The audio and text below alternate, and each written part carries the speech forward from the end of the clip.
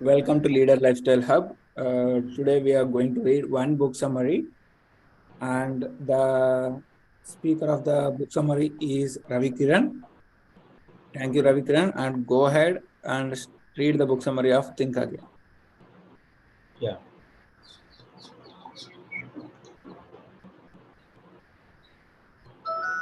Sentence summary. Think again will make you more intelligent, pursue, and self-aware by identifying the power of being humble about the what you don't know. How to recognize the blind spots in your thinking before they start causing your problems. And what you can do to do more effective at convincing others of your way of thinking.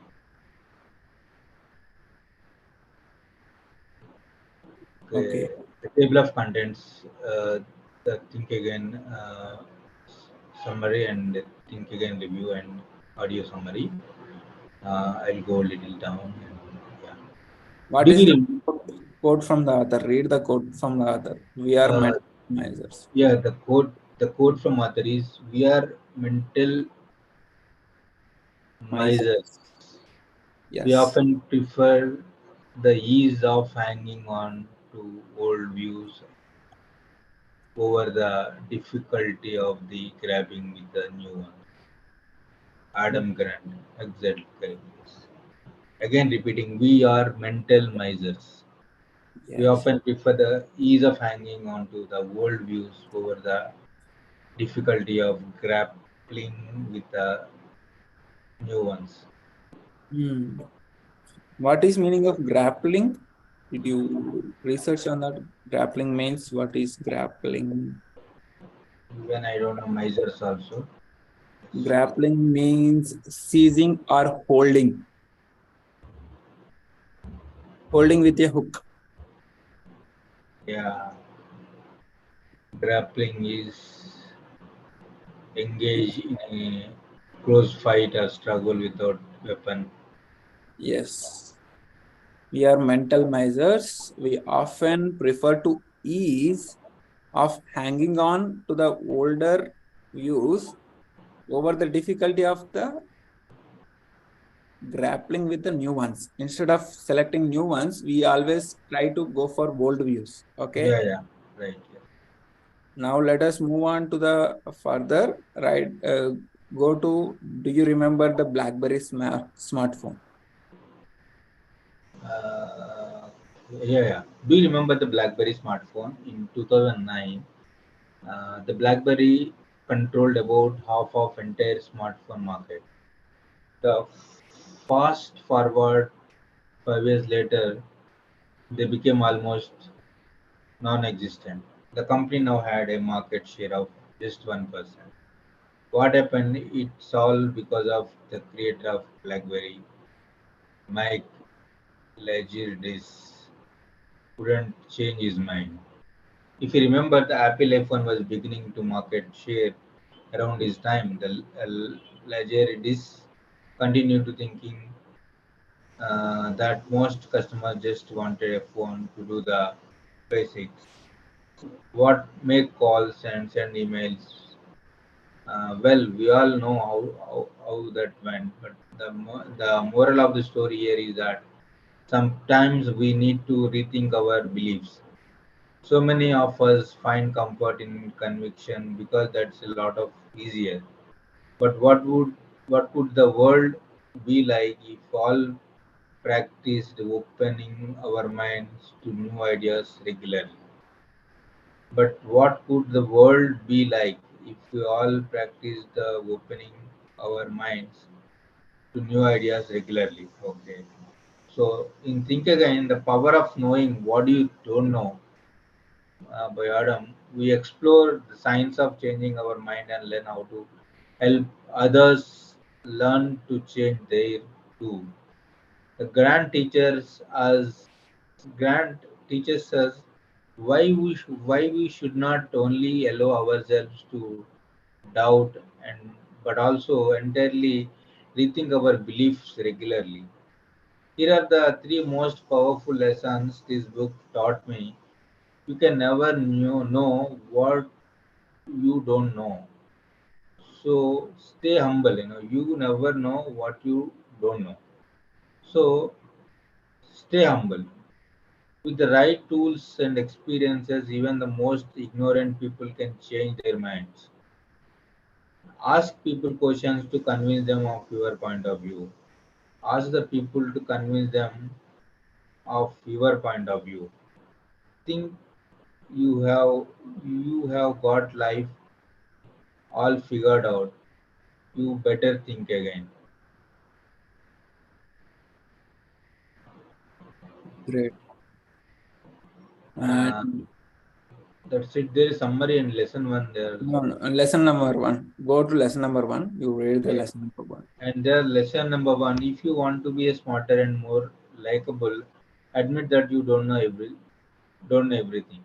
So do you know that most of us are completely unaware of the thinking we aren't very good at? In fact, sometimes we even think we are good at the things we are worst at.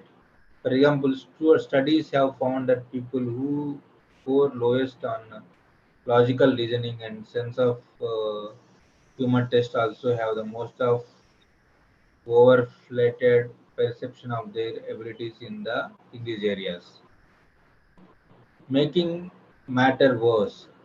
Someone who falsely believe they are good at something is less likely to try to improve in that skill. A study of emotional intelligence found that those participants with the lowest emotional intelligence scores were the least likely to want help in improving their emotional intelligence. So, what can we do about this apparent blind spot? Stay humble. If you start admitting that you don't know everything, you will open up to learn new things. This means you will become more competent, and don't worry, because humility and confidence aren't mutually exclusive qualities. The confidence is all about self-belief, while humility means you are willing to examine your own methods. Successful people have both. They are confident in their abilities to succeed eventually, but they are humble enough to evaluate whether or not they are using the best methods to achieve that goal. Great. Thank you so much, Ravikran. Let me continue myself from the lesson number two. After that, lesson number three, you will be reading. So, till now, what we have learned is successful people have two things.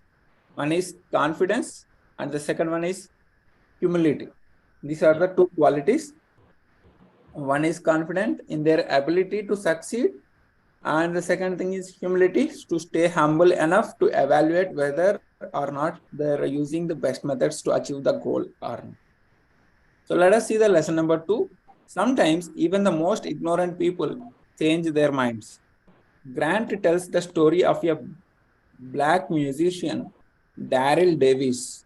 In 1983, he started talking to Ku Klux Klan members to convince them to change their minds about race, means being white race or black race. Since then, he has persuaded many of the KKK members, which is nothing but Ku Klux Klan members. He has talked to rethink their beliefs and leave before joining. Crazy enough, one of these former KKK members even asked Davis to be a godfather to his daughter. As Davis' story illustrates, one of the best way to change people's prejudiced beliefs is to show them how arbitrary the beliefs are. When Davis talked to clan members, he realized many only had white supremacist beliefs because their family did. Supremacist means supporting the belief of the similar group. Means like if you are in the family, you have your own family beliefs. Your father might have limiting beliefs towards money. Your mother have limiting beliefs toward relationships. They always care for you. They always showcase respect and care for you. those beliefs are automatically transferred to yourself. So he encouraged them, like those who worked in the KKK members, the author encouraged them to think about the roots, like roots of the plant. In the same way, the author encouraged the people to think about the roots of why they believed what they did. If suppose money is hard to earn, this is a belief. If that belief is ingested in your mind, think about why it has injected into your mind. And this lets them see how you just flawed the beliefs were. From there onwards, they began to question about racism and in the end often changed their minds about it. Grant also saw this phenomena when he studied animosity between Yankees and Red Sox fans. Means these are the two brands. Yankees is the one brand and Red Sox is another brand, and there is a enmity between these two fans. Both sides typically believed the other group to be arrogant, aggressive, and unpleasant. Let us see one more example. There was an experiment conducted by the baseball fans. Means there was a research conducted on the baseball fans, and Grant told that the baseball fans to write an essay about how random some of the reasons they hated the other side were. He also had them think that if they were born in a different family, they probably would like whatever the team they supported. After writing the essays, fans on the both sides realized that their prejudice were actually wrong and even silly. So if you want someone to change their mind, don't just tell them they are wrong and they are why. Don't just tell them they are wrong. Don't just tell them why they are wrong. One of the best ways to make someone rethink their beliefs is to showcase them the only reason they have those beliefs is because of change or because of chance. Chance. Go ahead, Ravikram. Lesson 3. If you want to convince people of your perspective, ask them the right question. Another solid way to get people to rethink their beliefs is to interview them with the right questions. Grant tells the story of a young mother who was an anti-vaxxer or someone who didn't want to wear baby to get the measles vaccine. So the maternity ward staff brought in brought in a doctor, Arnold uh, Gagnier, who they knew help could help. He used that is in motivational interviewing and effective persuasion technique that helps people to find their own reason to rethink something rather than just giving them reason why they should change their mind. So this type of interview begins with the honest uh, curiosity to understand where the belief come from. The Gagnier started by asking the woman open-ended questions about why she felt the way she did about this vaccine. The Gagnier then began to ask about how she felt about the consequences of not vaccinating her child. So, a motivational interviewer doesn't simply try to persuade some with many facts. They listen instead. So, Gagger acknowledged her fears in the technique known as reflective listening. When he was finished, he emphasized that it was her choice. Sometimes people don't change their mind because they want to have their own freedom than actually and disagreeing. So it is so important to give someone the freedom to make their own decision After the interview, she decided on her own to vaccinate her baby with no persuasion needed. So, Great. Thank you so much, Ravikran, for reading that. Now I would like to share mind map and to share whatever we have learned. Let us recollect all the things. Let me share my screen. I hope so my screen is getting visible. Is my screen visible? yeah. So these are the four things that I have captured from this summary. What's in this book, Think Again, written by Adam Grant, says that make you more intelligent, persuasive, and self aware by identifying the power of being humble about what you don't know. So it is not about being humble about what you know, it is all about being humble what you don't know. How to recognize the blind spots in your thinking. Suppose your thinking is going up and down, and how to recognize the blind spots in your thinking before they start causing you problems. What you can do to become more effective at convincing others of your way of thinking. Suppose your way of thinking is towards success, but others are not in the same mode of thinking. Then how do you become more effective at convincing others? So this is all about this book, Think Again. Let us see the quote from the author. We are all mental misers. Misers means like who are afraid to spend more. Like if you see the people who are thinking twice before spending money, or if you go for restaurant or if you go for any cafe, there you will see the right side pricing before selecting the menu item. So we are often prefer the ease of hanging on to old views or the views that we have selected from our family, our friends, our colleagues over the difficulty of grappling with the new ones. Instead of selecting of the new ones, we always go for the old views. So that is said by the Adam Grant, the author of this book, Think Again. We are all mental misers. So let us come out of that comfort zone. Let us see the top three lessons again. You can never know what you don't know. Sometimes you'll never know what you don't know. So stay humble. That is a secret mantra of success. With the right tools and experiences, even the most ignorant people can change their minds. Let me repeat this. With the right tools and experiences, even the most ignorant people can change their minds. And the third powerful lesson is ask people questions, convince them of your point of view. So, three things here: staying humble, use the right tools and experiences, and ask right questions to convince others.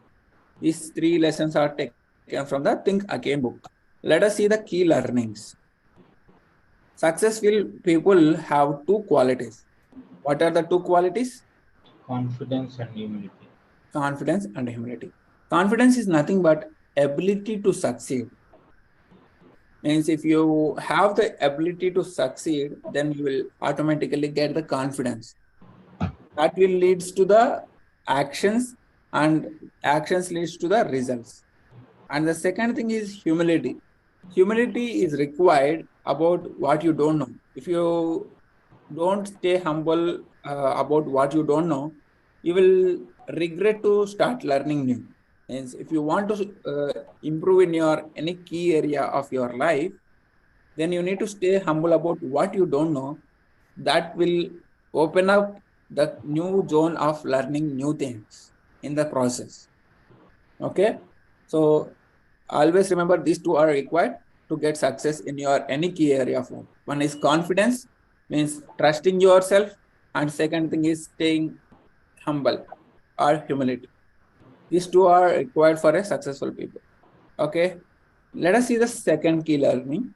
If you start admitting that you don't know everything, you will open up to new learning new things. That is what I was saying in the humility. This is that one. If you start admitting that you don't know everything, you will open up to learn new things. Sometimes even the most ignorant people change their minds. How to do that? How to rethink of them? How to help them rethink? Showcase them the reason they have those beliefs is because of chance. So ignorant people, most ignorant people, they have those beliefs because of their chance. So let us see the second probability or second possibility to change their mindset is ask the right questions, and that should be open-minded, open-ended. Like you ask single line of question and the other person will reveal their story. That should be the open-ended questions. So that if you ask that type of right questions, then there is a chance of listening more and reflecting their perspective of mindset. So if you have that thing, reflective listening, then you can have the proper convincing possibility. And final, another key learning that we have seen is people want to have their own freedom. Ultimately, people want to have their own freedom. So let them rethink about that situation and use convince them with the help of right questions and giving right suggestions. This is all about think again. So think again always suggest us to stay humble to learn new things. And second thing is use the right tools and uh, strategies, technologies. And the third powerful lesson is ask right question. Stay humble, use the right tools, and ask right questions. These are the three key learnings from this powerful book, Think Again, written by Adam Grant. We'll see in another book summary in another week. Until then,